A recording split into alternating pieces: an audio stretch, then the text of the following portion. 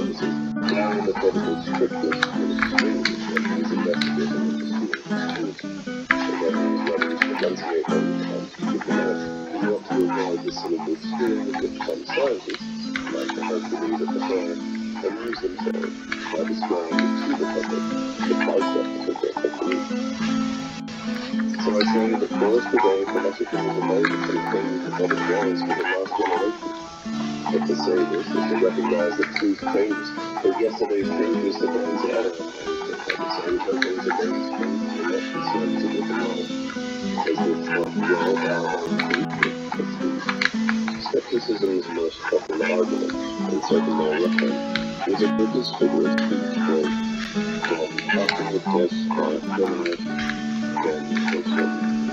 concerning the lack of consonance among culture. The variety and change of addition to doctrine is not an easy one.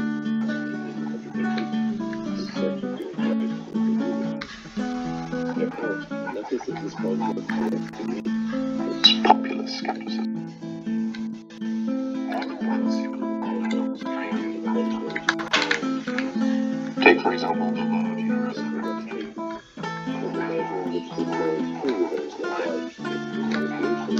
Whatever's in the body, hormone or matter, existed or whatever behaved according to its formulation. Nevertheless, it's not had to wait until a sunny day in the 17th century when it was discovered by a man with a life. And it is not impossible that on another sunny day men may forget this law. Not confuse it or correct it, because we are assuming its character to be that of complete truth, but simply forget it. And in that respect return to the same state of feeling as expected that they were in when Newton discovered it. This frailty gives truths a double condition, which is exceedingly curious. In themselves they exist forever, without alteration or modification.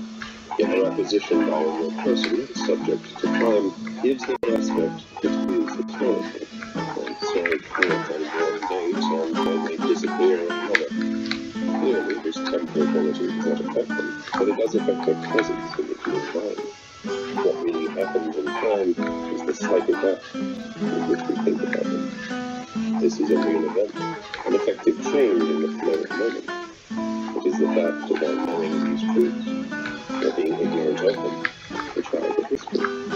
Then it is this which is mysterious and disquieting, for it means that by virtue of one of our thoughts, the transitory and fugitive reality, in a most fugitive world, we enter into possession of something that is permanent and supertemporal. Thought, then, is a point where two worlds, antagonistic in composition, come together. Our thoughts are born and die, return, supreme. Meanwhile, their content, that which is thought, remains invariable. Two and two continue to be. Core of the intellectual act with which we understand this truth has ceased to be. But even to say this, to say that truths or other truths is inadequate. To exist forever, some eternal existence, means the persistence of something throughout the length of the time zone, an unlimited duration which is no less duration than it is that of the Mayflower. Enduring is being submerged in the torrent of time, more or less vulnerable to its influence. Well then, truths do not last for much or for little time. They do not possess any temporal attribute. They do not bathe in the river of time at all. Leibniz called them Verite judgment improperly, later was received for what basic reasons. If the sempiternal lasts as long as the totality of time itself, the eternal exists before time begins and after a time, but it includes within itself all lifetime. It is duration raised to hyperbole, a superduration. So much is this so, that in it duration is conserved at the same time as it is annulled. An eternal being lives an infinite time, that is, it lasts for a single instant, that is to say, it does not last. It possesses, complete and integral, in a manner both simultaneous and complete, a life without end. This, in fact, is the delicate definition of eternity which Boethius gives. Terminet vis, potessimul et perfecta possessio. But the relation of truths to time is not positive, but negative. It is simply not able to deal with time in any sense. It is being completely apart from all temporal qualification. It is maintaining oneself entirely outside of time. To say then that truths are always true is not, strictly speaking, involve us in propriety. And if we say, to use the famous example which Leibniz brought to another proposition, real justice. The ideal body of justice offers no sign, no orifice, where the attribute realness can be hooked onto it. And however many times we try to insert it, we see it slide over justice as over a polished surface. Our attempt to put both concepts together fails, and even though we speak of them in the same breath, they stay stubbornly apart without any possible appearance of the one to the other. There is no greater degree of heterogeneity than that which exists between the atemporal mode of being, which is characteristic of truth, and the temporal manner of being that is native to the human being, who discovers truths and thinks them, knows them, or ignores them, repeats them, or forgets them. If, however, we use that phrase, truths are always true, it is because, speaking practically, this carries no erroneous consequences. It is an error, but innocent and convenient. Thanks to it, we look at that strange manner of being which truths enjoy in the same time-conscious way with which we customarily look at things in our world. In the last analysis, to say of something that it is always what it is equivalent to affirming its independence of temporal variations, its lack of vulnerability. Within the temporal sphere, this is the characteristic which is closest to the pure non-temporal. It is a quasi-form of the non-temporal, the species quaedam eternitatis. Hence Plato, seeing that it was necessary to place truths, which he called ideas, outside the temporal world, invented another extra-mundane quasi-place, the euphonuranos opus, the supracelestial region. Although this had serious consequences in Plato's thinking, let us recognize that as an image it was fertile. It allows us to represent our temporal world to ourselves as a sphere surrounded by another circumference having a different ontological atmosphere, where live the non-temporal truths indifferent to time. But note that at a certain instant one of those truths, the law of gravitation, filtered down from that other world into our own, as if taking advantage of a crevice which widened and let it pass.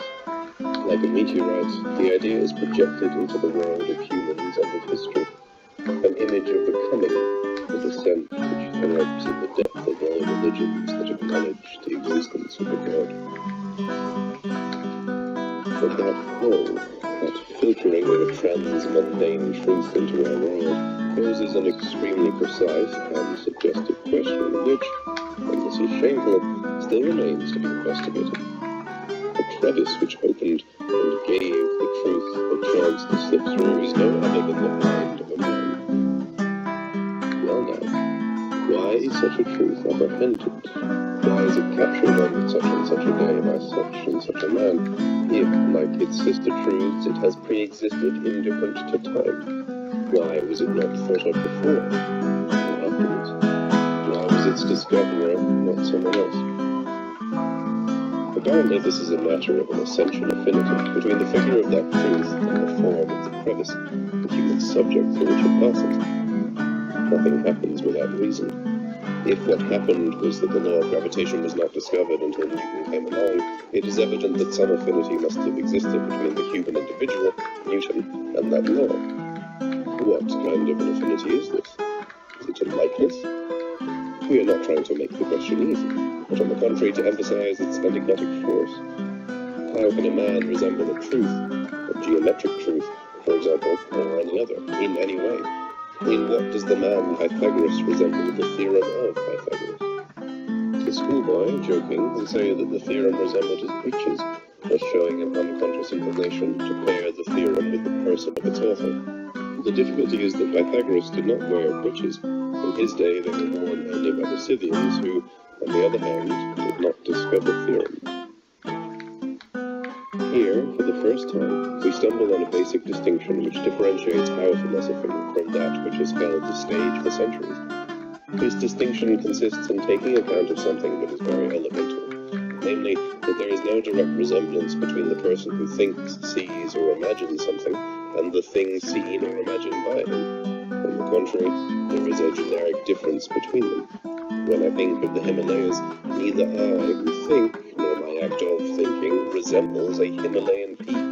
The peak is a mountain, occupying an enormous space, while my thinking has nothing of a mountain about it, nor does it occupy even the smallest space. But the same thing happens if, instead of thinking of the Himalayas, I think of the number 18.